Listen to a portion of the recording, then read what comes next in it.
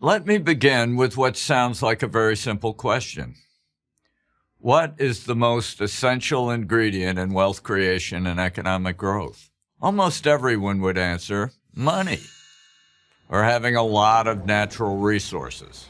But the real answer is knowledge. It's easy to prove. What is the difference between us and a caveman? The only difference is that we know a lot more. Biologically, we're the same. The neurons in our brains are the same. The physical world is the same. But our lives are infinitely better. Why?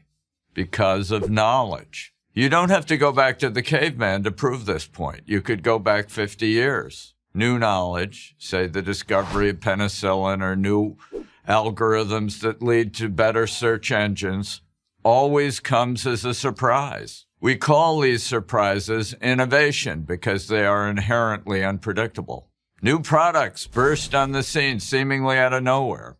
Suddenly, there's electric light or an automobile or an iPhone. Now, of course, these products didn't come from nowhere. They came from the synthesis of accumulated knowledge, which led to these innovations, these surprises. By definition, then, innovation can't be planned. It involves dislocation.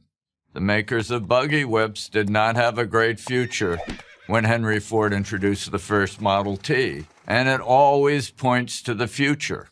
Innovation, new knowledge, leads to not only new products, but new companies and whole new industries. And innovation creates wealth, wealth that is ultimately distributed all through an economy.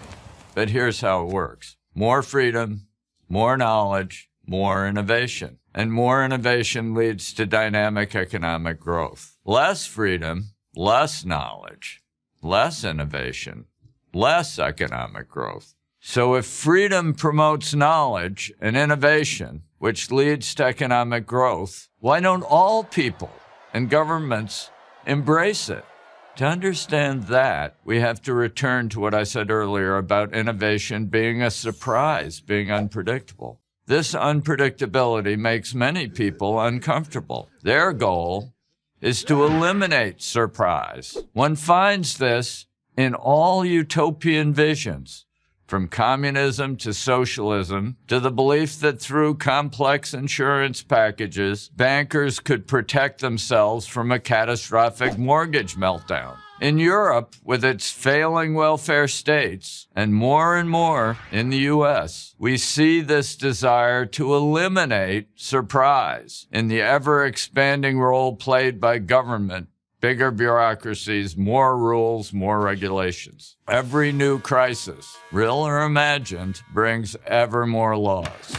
A corrupt energy conglomerate, Enron, implodes in 2001. A year later, the Sarbanes-Oxley Act is passed, adding thousands of new pages of regulations to the Federal Registry. In 2011, the 2,300-page Dodd-Frank Act is written in response to the 2008 financial crisis. It has since grown to more than 8,000 pages. Most of these new regulations simply impede freedom and therefore impede the growth and distribution of knowledge. They divert the entrepreneur's energy and resources away from innovation and toward compliance. They create uncertainty about the future, and they raise the barriers of entry for new entrepreneurs. Ironically, the ones who most benefit from all these regulations are big corporations and their teams of lawyers, lobbyists, and accountants. They're the only ones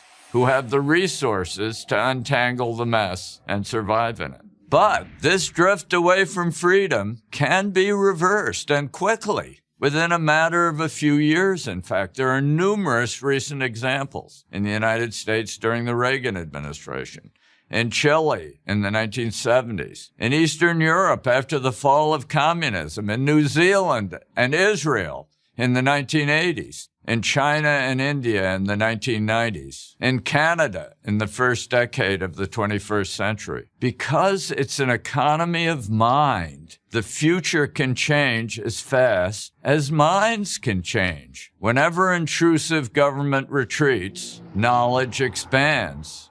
and new prosperity follows. The opportunity for dynamic growth exists not only in the United States, but all over the world, if we're only courageous enough and free enough to seize it. I'm George Gilder for Prager University.